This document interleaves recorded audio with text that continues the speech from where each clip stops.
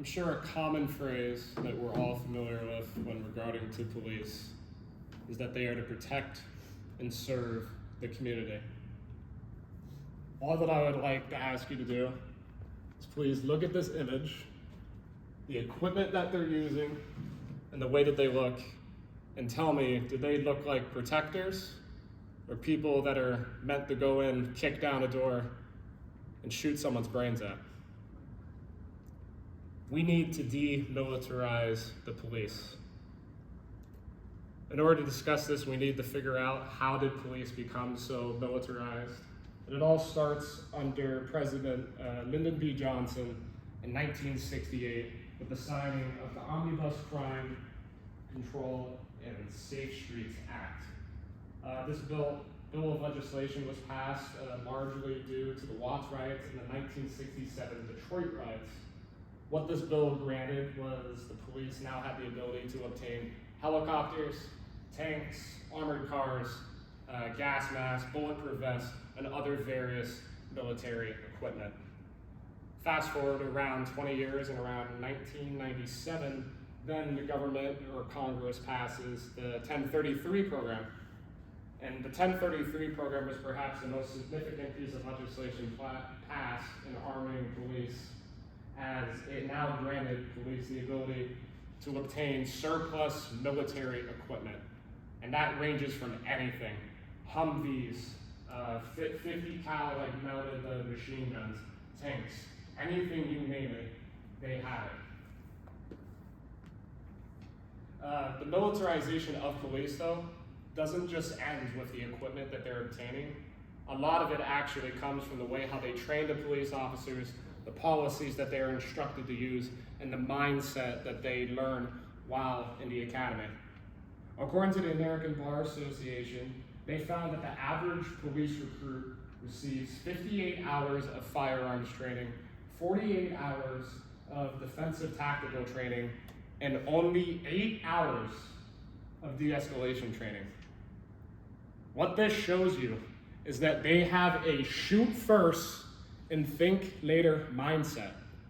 Almost all of their training is exclusively revolved around using the firearm to decapacitate or to kill armed suspects. Jessica Kazakhstan, PhD in anthropology at Brown University, found that police often demonstrated militarized way of thinking. This can come in many forms, but the most common usually is an us versus them mindset. Police are also instructed to believe that any person that is a non-officer is to be perceived as a potential or immediate threat. One of the most dangerous tactics used by police, though, is what they call a no-knock raid. For this example, I would just like you all to close your eyes and imagine you just come back from a long day of work. It's around 12 o'clock midnight, and it's sound asleep, and you're tired, and you're just looking to go to bed. Trust me, keep your eyes closed, it'll work. Police! Get down! That's how a no-knock raid works. They would bust in your door, point a gun at your face. Often you're just waking up not knowing who it is. You'd probably think it's an intruder. It elicits a very primal and fearful reaction. I'm sure all of you right now, are feeling very startled. This is actually very common by police, and it becomes more and more common every day, as to obtain a no-knock raid from a judge pretty much just comes down to the police saying, we think they're armed and they're dangerous. Very rarely does any substantial evidence have to be provided to actually use it. Radley Balko, an investigative journalist, found that militarization, wrong card. Yes.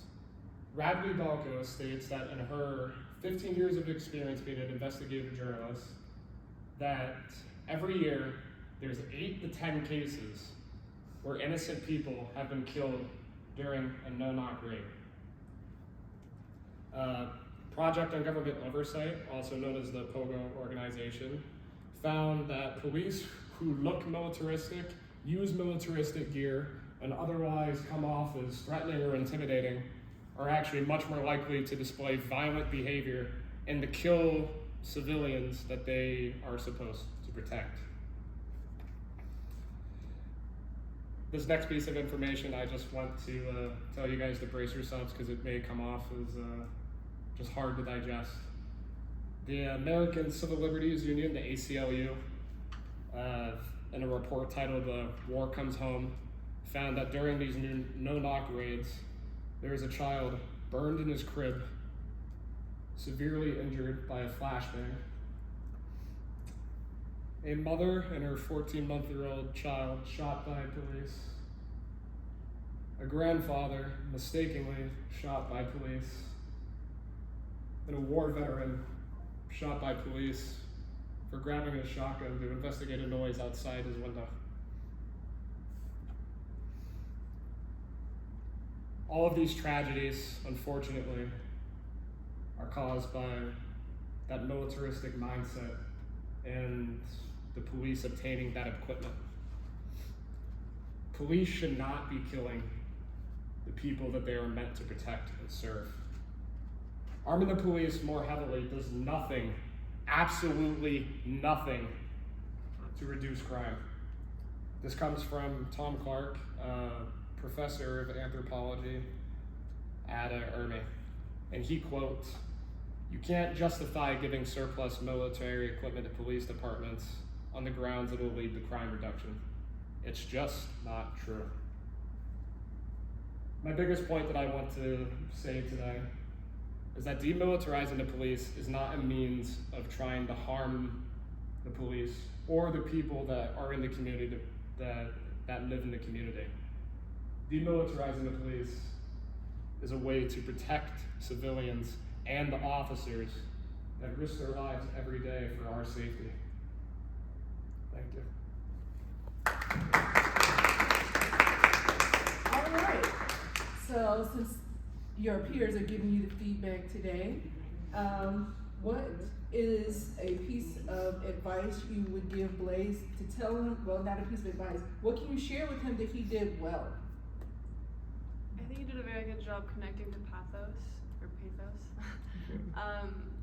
You maintained eye contact in moments when you were talking about something serious, and when you kind of broke the ice to the audience saying this next piece of information might be hard to take, that connected you to the audience even more when you were about to communicate something to them that you could understand could be hard to hear. Another something that he did well? Yeah, right. I think you did a really good job of making us all process what you were saying by making us close our eyes and yelling. Because I think that I can speak for probably multiple people, but it startled me for sure. So I think it was a good way to like grab everybody's attention to like what you were talking about and the seriousness of what you were talking about. Okay. All right. And where are some areas of opportunity? What is something that he could work on for future speeches? Nothing? This was perfect speech? Yes, Monet? I'm sure you already know this, and we've already talked about this like this whole semester or whatever, quarter. But just when you mess up, just you messed up the cards, and I'm sure that you might take like a second to rearrange your cards.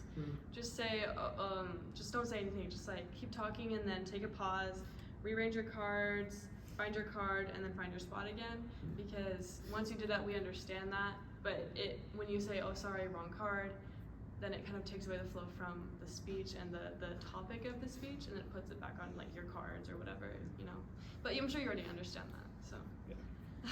Good job. Only thing I would say is be mindful of the time. You went over. Okay. Wait, how much time was it? It was 5 minutes. Wait, on the No, dot? you're over speed. No, you went over. Than Oh, how much did I You go went over by about a minute. Oh, okay. Okay. All right.